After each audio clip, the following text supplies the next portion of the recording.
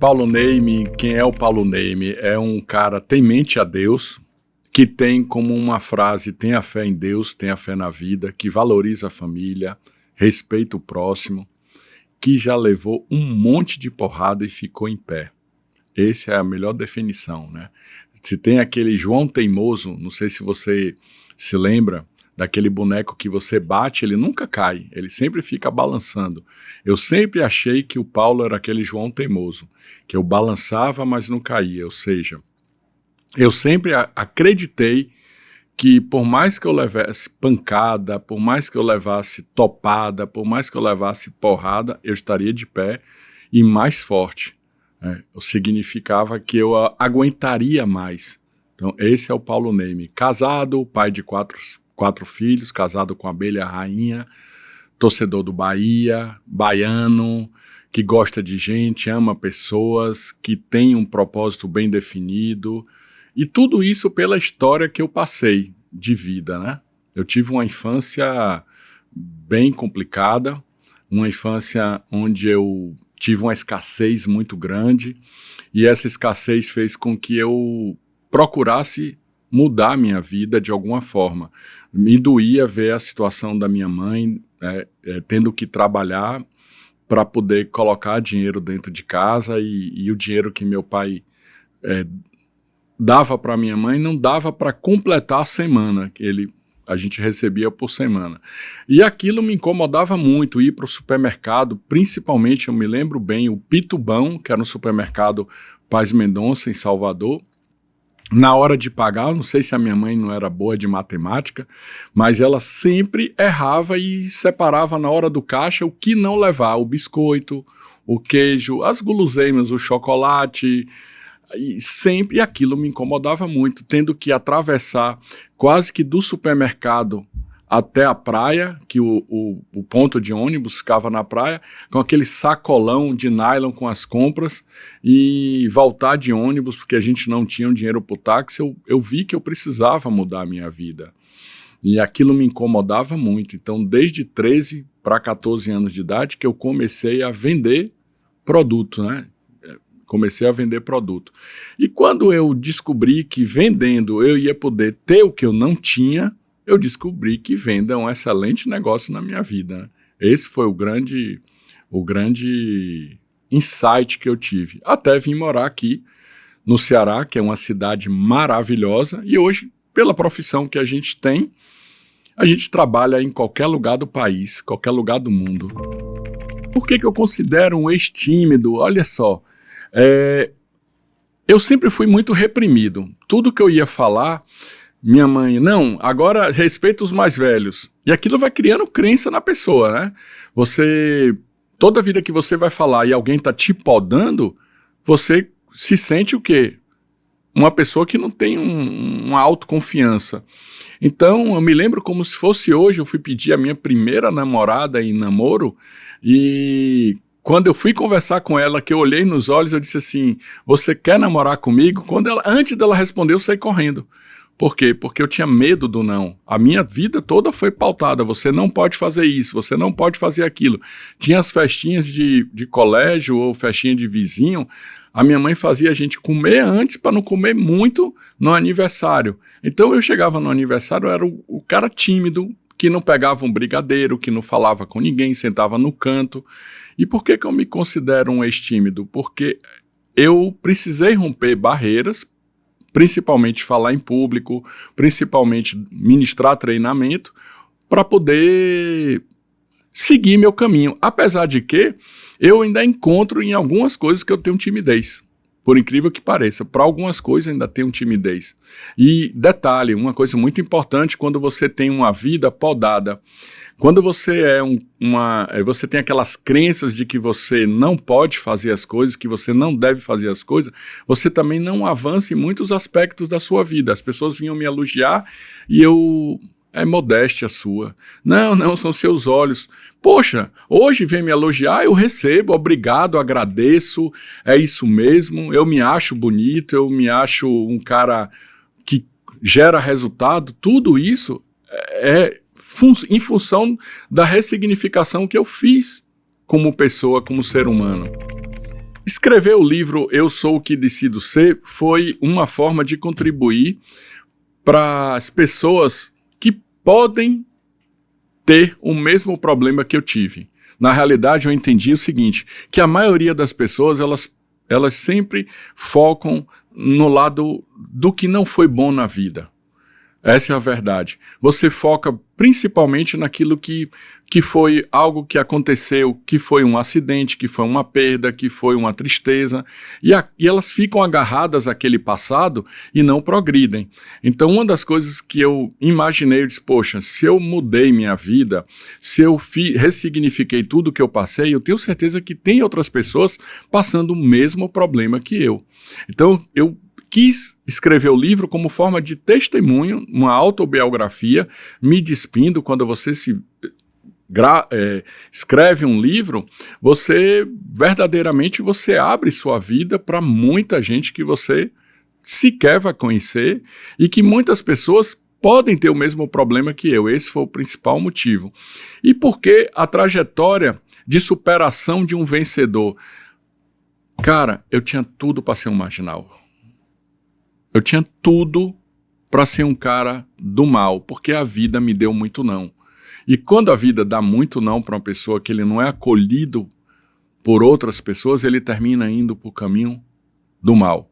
O que é o caminho do mal? Droga, vagabundagem. E eu arregacei as mangas, eu tive sempre muita fé em Deus, de ser aquele menino pobre, mas aquele menino pobre que queria algo a mais.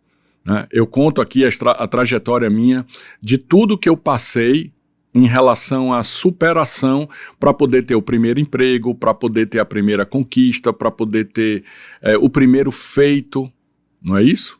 Esse daí foi o principal motivo de eu escrever um livro que acredito que impacta a vida do ser humano. A melhor frase que eu trouxe na minha vida foi: tenha fé em Deus, tenha fé na vida. Chega um momento que você não sabe o que fazer e você tem que se agarrar a Deus, porque senão você se entrega. Eu já quebrei, eu cheguei no fundo do poço e quando eu quebrei, eu não quebrei só minha vida financeira, eu quebrei minha vida como pessoa, minha vida como dignidade, minha vida como pai, minha vida como um empresário. Eu quebrei de ir para o fundo do poço e esfregar o rosto no cascalho do fundo do poço. Então, eu aprendi que na vida você precisa sempre entender a coisa como um lado bom. Eu vim ter essa virada de chave, tudo isso que eu tive de experiência negativa me transformou na pessoa que eu sou hoje.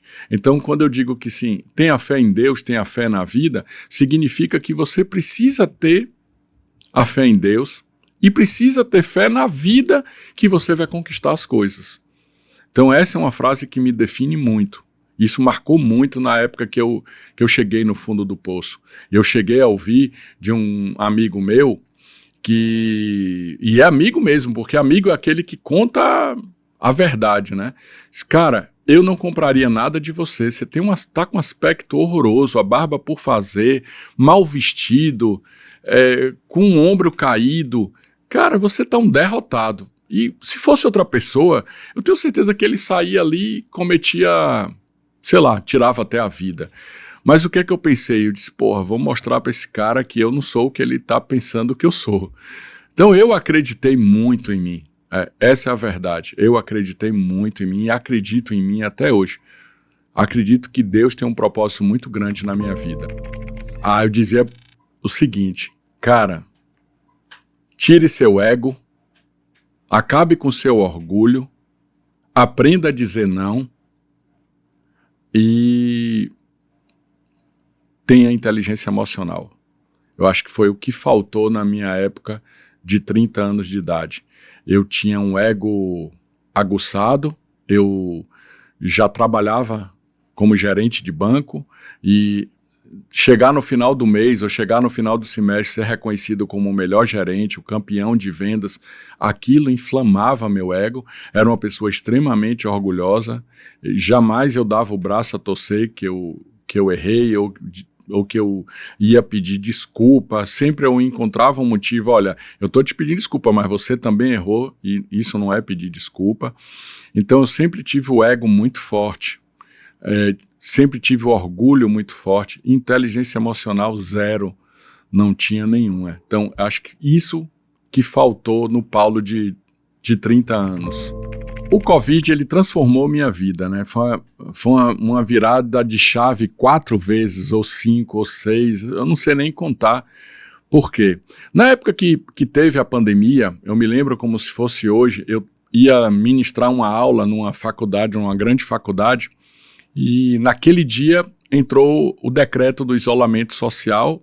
A partir do dia seguinte, eu fui para a sala de aula avisar que estava suspenso, a gente ainda não estava usando a máscara ainda, né? A partir do dia seguinte é que foi colocado os decretos para se usar o isolamento social, usar máscara, e eu não tinha nenhum produto online. Pra você ter ideia, eu tinha um telefone que mal gravava, e eu morava num prédio que, esse prédio, você não poderia descer se você não comunicasse para o síndico e não reservasse um horário, porque as famílias não podiam se encontrar. Ao mesmo tempo, eu não tinha nada gravado, eu não tinha um vídeo, eu não tinha canal de YouTube, eu não tinha nada. Coisas muito simples, não tinha uma rotina de gravação. E eu precisei me mexer. Eu digo que a pessoa aprende por repetição ou por um forte impacto emocional. A Covid, para mim, foi um forte impacto emocional. Eu estava com o meu avião na cabeceira da pista para decolar, e assim, com vários contratos fechados, de repente tudo suspenso. E eu tomei uma atitude na minha outra empresa de não perder nenhum cliente e, ao mesmo tempo, passar a mensagem para o cliente de que a gente estava do lado dele.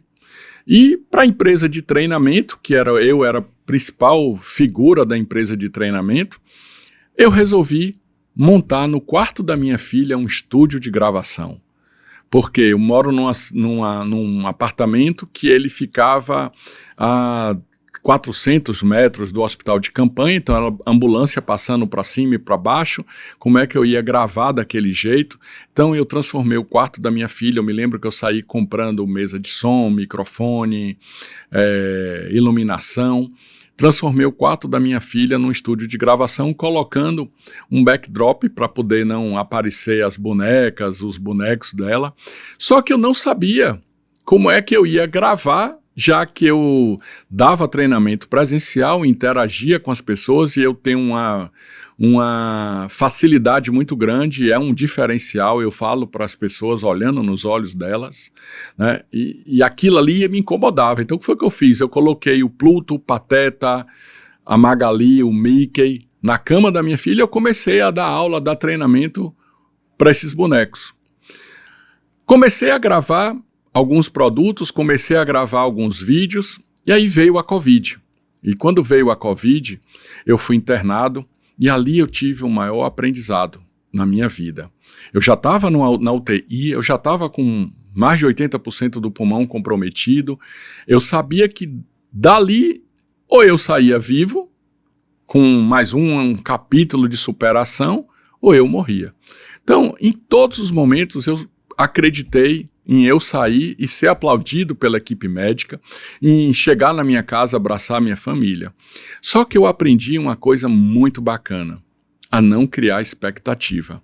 É tanto que se você for nas minhas redes sociais hoje, e você for vasculhar a época que eu tive Covid, você vai ver que a fala da minha equipe era exatamente o que eu escrevia no WhatsApp na época, vencendo um dia de cada vez na glória de Deus. Eu não pensava no dia de amanhã, eu pensava assim, eu vou vencer hoje. Aí amanhecia o dia seguinte, eu vou vencer hoje. Sem colocar o prazo de saída, sem ficar desenvolvendo a ansiedade de se eu vou sair, quando eu vou sair e como que eu vou sair. Eu não pensei em nada disso. Eu só tive a grande fé em Deus e a decisão de não criar expectativa. E aquilo eu trouxe para a minha vida.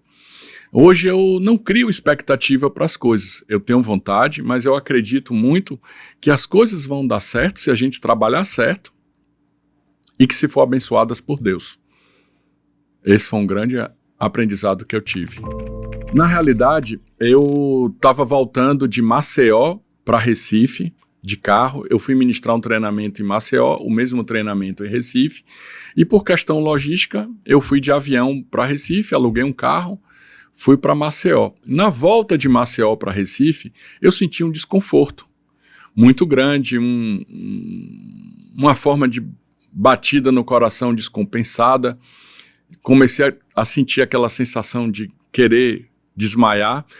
Encostei o carro num posto de combustível, tinha um restaurante muito, muito bacana lá, bem aconchegante, e como eu não tinha me alimentado, eu achei que eu estava tendo uma hipoglicemia, algo assim de fraqueza. Me alimentei, passou, fui para Recife, ministrei o treinamento no dia seguinte, só que aquilo começou a ter uma repetição. Na volta de Recife, na chegada a Fortaleza, e no final de semana, eu voltei de Recife na sexta-noite, no final de semana eu tinha passado mal 2 vezes, até que o domingo eu fui para o médico e fui diagnosticado que eu tinha alguma coisa. E aí liguei para meu médico na época, na segunda-feira, e ele disse, olha, quando sair o resultado do exame, me manda uma foto, e quando eu mandei a foto para ele, acho que na quarta-feira, 2, 3 dias depois, que ele disse assim, Paulo, eu vou precisar conversar com você, para trocar uma ideia aqui, vem aqui para a gente conversar. E aí ele me falou, puxou a cadeira e disse, cara, eu vou precisar te operar. Você tem uma doença congênita, e é uma doença rara, né, e que causa morte súbita. E aí aquilo para mim foi um baque, porque eu disse, pô, vou vivenciar tudo de novo, UTI, isso e aquilo. Ele fez, olha, tenha calma. Me preocupei apenas como pai, mas eu não tive medo. Na realidade, eu não tive medo. Eu me preocupei assim, poxa, se eu morrer, meus filhos, e apareceu um negócio muito interessante. Eu tive uma conversa com Deus na Covid, que eu disse a ele que a minha vida não era minha, era dele. E tudo é em nome do Senhor, mas que se eu vivesse, deixasse eu viver para entregar um propósito, para poder crescer, para poder ajudar as pessoas. Então não é possível que naquela hora eu ia duvidar do que eu tinha conversado com Deus. Então isso foi uma das coisas que fizeram com que eu acreditasse que seria mais um momento de superação. É tanto que quando eu fiz um implante do aparelho, que eu acordei na sala de cirurgia ainda assim, saindo meio sonolento, que eles tiraram a intubação, que eu acordei e que eu disse assim, não estou no céu, eu estou na sala de cirurgia. Aí foi que eu dei um ok, um joinha para o médico, mas foi fruto da Covid, esse meu preparo, essa minha inteligência emocional, essa fé em querer vencer. Meu maior desafio pessoal, eu digo que um deles eu venci. Eu tinha uma compulsão alimentar enorme, eu cheguei a pesar 126 quilos, e aquilo me incomodava, não porque eu era pesado, mas me incomodava da forma com que eu comia. É como se eu precisasse reparar algo que verdadeiramente estava faltando na minha vida, uma espécie de validação. Eu comia compulsivamente. Então esse foi um dos desafios que eu superei. Mas assim, se você perguntar qual é seu grande desafio hoje, meu grande desafio hoje é passar para as pessoas que elas precisam confiar nelas, que elas precisam desenvolver a autoconfiança. E isso é o que brilha meus olhos. É um dos grandes desafios que eu tenho. Quando você abre uma empresa, você tem que... na cabeça do empresário, passam 3 coisas, né? Depois eu vim conhecer as outras 2 com o tempo. Então existem 3 tipos de empresários. Aquele empresário que ele abre a empresa para ser funcionário da empresa dele mesmo, que esse foi meu caso. Quando eu pedi demissão do banco, eu montei uma empresa para eu ser funcionário da minha empresa. Eu ia trabalhar e me sentia funcionário, comentava até que eu recebia meu salário. Então, quando eu fui abrir essa empresa, eu me lembro como se fosse hoje, eu não tinha noção nenhuma de gestão.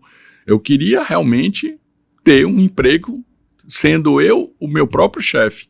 Então, existe aquele empresário que abre a empresa para ele ter o próprio emprego, e eu vim conhecer o segundo empresário com o tempo, é aquele que abre a empresa para ter um CNPJ, mas ele não faz a gestão de pessoas, ele não faz a gestão financeira, ele não faz a gestão de processo, ele simplesmente tem uma empresa, ele é empresário e contrata as pessoas. E, por último, foi minha grande virada de chave, que é o empresário que é um empresário empreendedor, que é aquele empresário que realmente abre empresa para resolver o problema de alguém.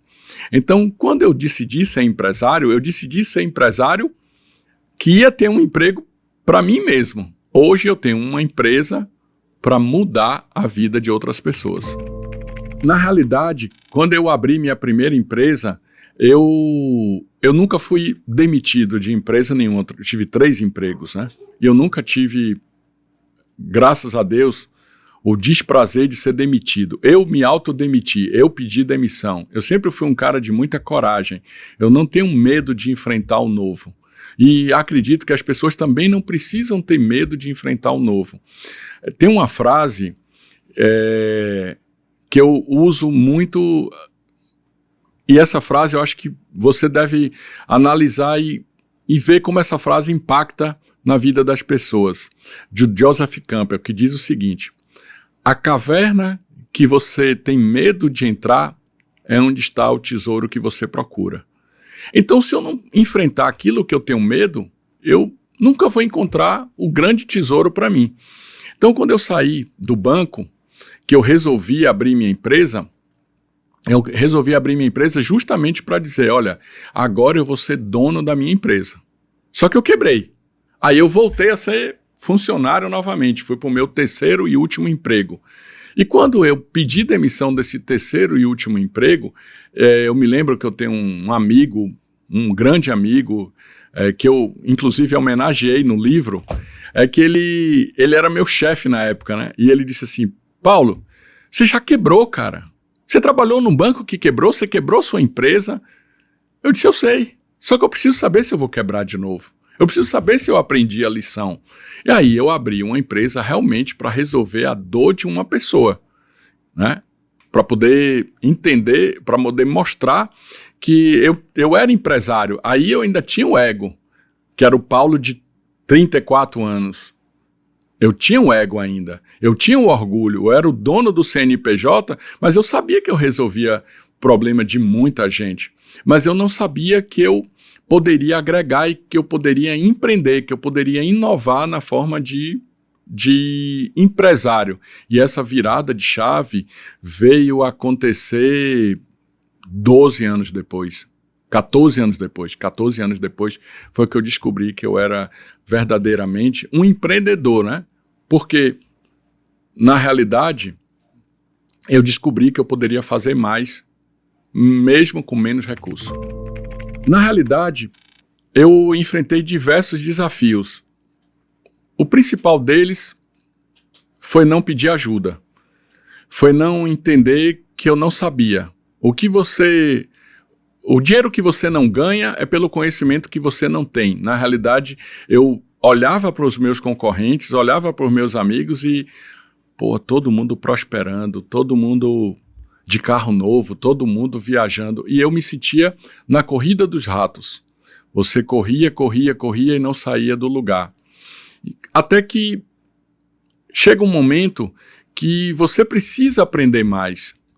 Quando o empresário ele diz assim, eu estou faturando 200 mil e não saio disso, você é um empresário de 200 mil, você não sabe faturar 300, você não sabe faturar 400, você não sabe faturar 500, você precisa aprender mais para faturar mais. Então, o meu maior desafio foi a minha mente, foi eu mesmo. O maior desafio que eu enfrentei foi vencer os meus limites, vencer as minhas crenças, vencer a minha percepção de enxergar o mundo e ressignificar tudo isso. Isso me transformou num empresário mais forte. Desistir não é a palavra mais forte, mas eu cheguei a duvidar. pensar em desistir, não. Mas eu cheguei a duvidar da minha capacidade. Aquela voz interior que fica, você não vai conseguir, eu te disse, isso não é para você. Você precisa vencer essa voz interior para você seguir em frente. Chega um momento da sua vida que não dá para você dar 2 passos para trás. Quando eu vim transferido do banco de Salvador para Fortaleza, eu tive muita dificuldade. Primeiro, a dificuldade de família. Eu sou muito apegado à minha mãe, e minha mãe é tudo para mim. Então eu sentia muita saudade, doía demais estar longe. Ao mesmo tempo, quando você vem para uma empresa onde você é transferido, tudo de ruim te entregam. Me entregaram a pior carteira de cliente. Na época eu não tinha carro, eu visitava de ônibus ou de táxi, eu morava num bairro que eu pegava um ônibus muito cheio para o banco, e aqueles 3 primeiros meses eu pensei que não daria certo. E aqui tem um supermercado que ele estava fechado durante muito tempo, que ele tem uma parada de ônibus, um ponto de ônibus, um lugar que você desce. E eu me lembro que eu desci ali 9 horas da noite e começou a chover muito mesmo, e eu tomei muita chuva. Ali eu fiquei duvidando da minha capacidade. Eu sentei na calçada e tive uma crise de choro. Mas o orgulho me ajudou. Eu disse, não, eu não vou voltar com a cara de derrotado, eu vou insistir. E a insistência, a persistência fez com que eu fosse promovido, fez com que eu me transformasse num melhor gerente de negócio do banco, melhor gerente de negócio do Banco Norte e Nordeste, que aquilo ali para mim era melhor do que salário. Eu tinha um ego muito alto. Na realidade, eu queria mostrar para as pessoas que eu ia vencer. Aquilo estava dentro de mim, doía na carne, e aquilo incomodava verdadeiramente de como as pessoas me viam. E hoje eu não preciso agradar A ou B, eu preciso contribuir com A ou B. Se ele não quer minha contribuição, tudo bem, tá tudo certo, cada um tem a vida que merece. Mas para aquelas pessoas que eu posso contribuir, que eu posso agregar, eu tenho certeza que eu tenho muita experiência para ajudar o próximo. Vendas é um meio de você mudar a sua vida, é um meio de você mudar a história da sua vida, da sua empresa, da sua família, dos seus amigos, né? Sempre, quando eu comecei a trabalhar com vendas, com 14 anos, vendendo válvula de corta-combustível de porta em portas nas ruas de Brotas, em Salvador. Olha que negócio interessante. E desde lá que eu era um garoto esperto. Eu vendia válvula de corta-combustível e o principal foco era vender para Fusca e Brasília, que eram os carros mais roubados em Salvador. Só que eu chegava nas casas que eu poderia ver os carros, né, e verificava. É um Opala? Não, nessa campainha eu não toco. É um Fusca? Nessa campainha eu toco. E tinha um lado bom da coisa, né? Se eu não vendesse a válvula de corta-combustível, no mínimo eu saía com um pedaço de bolo em suco. Porque sempre, meu filho, você já começou a trabalhar muito cedo. Eu disse, e eu ia bem vestido, de calça, tênis, camisa, assim, arrumadinho, né? Mas eu enfrentei. Só que o que eu ganhava com 14 anos de idade, eu ajudava a minha mãe, mas era uma coisa que eu não mensurava o meu ganho. E logo eu deixei de vender válvula corta-combustível para vender salgados. E aí sim, eu pegava um isopor, vendia salgadinho, quibe, coxinha, banana real, pastel, ingresso de show, mortalha, que hoje é abadá. E isso daí fez com que eu realmente mudasse de patamar. Eu ajudava dentro de casa e ia para minhas festinhas, tinha meu dinheiro para sair no final de semana. Até que eu fui trabalhar no banco, meu primeiro emprego de carteira assinada, né? Como contínuo do banco e salário fixo. Só que como eu não tinha educação financeira, quando eu comecei a ganhar dinheiro, o primeiro salário que eu tive, eu fui na C&A, comprei uma camisa uma cor de cada camisa, né? Da marca Pool, me lembro como se fosse hoje. Amarelo, rosa, azul, preto, vermelho, lilás. E todo dia, e queria estar nos restaurantes onde eu não tinha oportunidade de ir comendo sempre algo que eu não tinha no passado. E aquele dinheiro começou a ficar escasso de novo. Olha que negócio interessante. Eu acho que eu gostava da escassez. E aí eu fui vender para poder ter um complemento de renda. Para o cara que já não... Olha a crença que eu tinha. Para o cara que já não tinha dinheiro, o salário que ele tinha já era fenomenal. Mas o cara tinha escassez dentro dele e ele tornou a gastar o dinheiro para ficar escasso e precisou de mais dinheiro, e esse dinheiro eu fui buscar através das vendas. Eu só fui entender isso lá na frente. Mas vendas é um meio de você mudar a sua vida. Eu mudei a minha vida através de vendas, e você muda a vida da sua vida, a vida da sua família, a vida da sua empresa. Então, se você é empreendedor, você é empresário e você não gosta de venda, tem algo errado. Para você vender algo para alguém, você precisa entender que você primeiro precisa ser um vendedor, até para vender sua ideia, até para vender o projeto para montar uma empresa, você precisa ser um vendedor. Em 2017, eu tive uma grande virada de chave na vida e eu descobri que o empresário, olha que número interessante. Esses números são números de pesquisa do IBGE e pesquisa do Sebrae. 64% das empresas não chegam a 5 anos de vida. 80% das empresas não chegam a 10 anos de vida. Por que o empresário quebra? Porque ele toma a decisão baseado nas percepções que ele tem de mundo, nas experiências que ele acredita mentalmente, na mentalidade dele de que vai dar certo. E como eu quebrei por conta de não pedir ajuda, de não ter um consultor, não ter um mentor, não ter um coach, eu disse, poxa, é isso daqui que eu vou conseguir ajudar as pessoas. Tipo, eu já quebrei por você, eu sei o que faz uma empresa quebrar. Só que eu ainda tinha, em 2017, algumas crenças que eu fui curar. Em uma delas, eu me matriculei numa faculdade para cursar novamente agora um curso de gestão financeira. Eu fui entender a fundo de números, de relatório, de você ter fluxo de caixa, de você ter capital de giro, de você ter um retorno do investimento, de você saber o momento exato de um payback, de quando a empresa se paga após o investimento, antes de você esperar, porque a pessoa hoje vai montar uma empresa, ela está se preocupando com o Instagram, se preocupando com o nome da empresa. Não, primeiro ela tem que resolver qual é o meu modelo de negócio. Então eu ensino para o cara que ele precisa defender o modelo de negócio dele primeiro, para depois ele ir montando passo a passo qual é seu público-alvo, o que é que você vai resolver para esse público-alvo. E isso você só encontra através de uma mentoria, através de um mentor que te dê um passo a passo para que pegue na sua mão e te diga, cara, eu sei qual é o caminho para você não errar, vem comigo.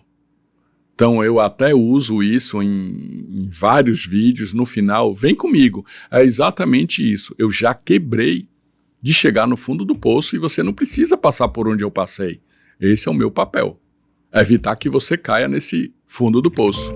Primeiro, quando você entra no mercado para empreender, você acha que você vai vender muito. E não é bem assim. Então essa foi a primeira decepção. Eu criava a expectativa antes e achava que eu ia ter um retorno enorme daquilo que eu estava colocando como um principal motivo de ter a empresa. Esse foi verdadeiramente minha maior decepção. Você colocar um produto no mercado e achar que vai vender muito, criar uma expectativa inclusive de receita, criar uma expectativa de ganho e ela não acontecer. Só que antes de você colocar um produto no mercado, você tem que entender que aquele produto precisa resolver a dor de alguém. Ontem, a minha esposa me fez uma pergunta, a gente entrando no shopping aqui da cidade, ela disse assim, amor, eu não sei como é que as pessoas querem montar loja em shopping. Por que será? Você que está dentro de empresa. Eu disse, bom, existem vários modelos de negócio que só funcionam dentro de shopping, mas existe um modelo de negócio que funciona fora do shopping, mas a pessoa vem para o shopping por dois motivos, a garantia de público e a visibilidade. Garantia de público, o fluxo de gente que entra no shopping, e a visibilidade que a sua empresa vai ter estando dentro do shopping. Só que nada disso é a garantia de que o cliente vai entrar na sua loja e vai comprar. Então, isso daí é uma forma de decepcionar o empresário se ele não estiver preparado para ter uma mentoria, para ter um modelo de negócio. Eu digo que uma empresa ela tem um tripé: lucro, pessoas e processos. Se ela não tiver isso bem definido, lucro, a empresa precisa ter lucro para viver, a empresa precisa de pessoas, tanto os colaboradores quanto os fornecedores e clientes, e ela precisa de processos, como fazer, de que forma fazer e por que fazer. Então, eu faço por isso, entrego por isso e dessa forma. E faço isso continuamente. E quando eu faço isso continuamente, eu entrego o que verdadeiramente o cliente precisa.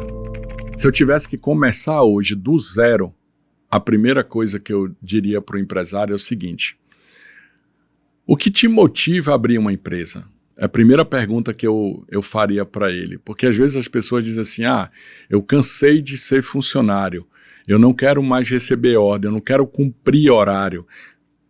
Quem disse que você não vai cumprir horário como empresário? Quem disse que você não vai ter que ficar várias noites sem dormir? Quem disse que você não vai acordar cedo? Em que lugar está escrito isso? Não tem um manual de como ser empresário. Então, se você quer abrir uma empresa hoje, desenvolva resiliência, desenvolva inteligência emocional, desenvolva as competências necessárias para você gerir pessoas, instigar e inspirar pessoas. Sem isso, você não consegue abrir uma empresa. O maior erro que um empresário comete hoje, que evita que uma empresa cresça, são 3 letras: ego. É o ego que faz o cara quebrar, é o ego que faz o cara não prosperar, é o ego que faz com que sociedades acabem, é o ego que fazem com que eles percam os melhores profissionais. O ego é o veneno, o verdadeiro veneno das empresas. Se você toma a decisão baseado no seu ego, na sua percepção de mundo, sem ouvir a sua equipe, pode ter certeza, sua empresa é sério candidato a ter milhões de erros e terminar quebrando. Teve um momento, quando eu fui montar minha empresa, quando eu saí do meu último emprego, eu me lembro como se fosse hoje, que eu cheguei para minha mulher e disse assim: olha, eu vou montar a minha empresa e vai ser dessa forma.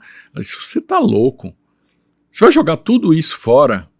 Eu disse: eu já estou decidido, é isso verdadeiramente que eu quero, né? E teve um momento que eu passei a visitar incansavelmente, todo santo dia, pelo menos 4 clientes por dia. Não dava tempo de eu voltar em casa, então eu almoçava no McDonald's, um sanduíche e um suco por R$6, dentro do carro para não perder tempo. E ali precisou de muita resistência. Eu montei uma empresa num lugar bem distante para pagar um aluguel mais barato, um prédio que não tinha uma estrutura bacana, que as pessoas não queriam me visitar porque era longe, o combustível era caro. Ou seja, eu estava numa situação de guerrilha, num campo de batalha onde era desfavorável a mim. Mas eu acreditava.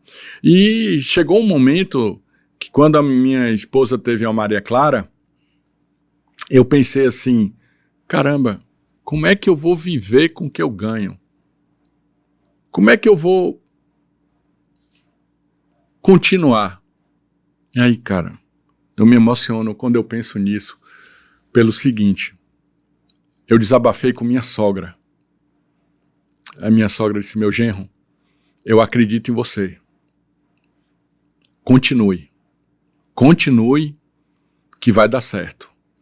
E foi muito legal, 6 anos depois, eu ter um reconhecimento de onde eu coloquei minha empresa. Não, as pessoas às vezes elas não alcançam os objetivos porque elas desistem. E eu nunca desisti, porque eu sempre fui apaixonado pelo sonho. E esse sonho sempre foi maior, muito maior, do que a vontade de desistir. Por isso que eu tô aqui hoje. Meu maior sonho, por incrível que pareça, é envelhecer. Eu aprendi muito quando eu casei, eu vou fazer 20 anos de casado com a abelha rainha, eu ganhei uma família. E eu tive a oportunidade de conhecer o avô dela, e mesmo com 95 para 96 anos, ele participava de tudo que a gente fazia. E eu tomei aquilo como inspiração. Eu disse a ele uma vez, eu vou palestrar com 90 anos. Eu vou estar palestrando com 90 anos. Só que você vai ter um preço a pagar para isso, desse sonho. Eu vou ter que abrir mão de muita coisa, me preparar, ter uma educação alimentar, cuidar de corpo, cuidar de mente, mas esse é o meu maior sonho. É viver muito, é deixar um legado.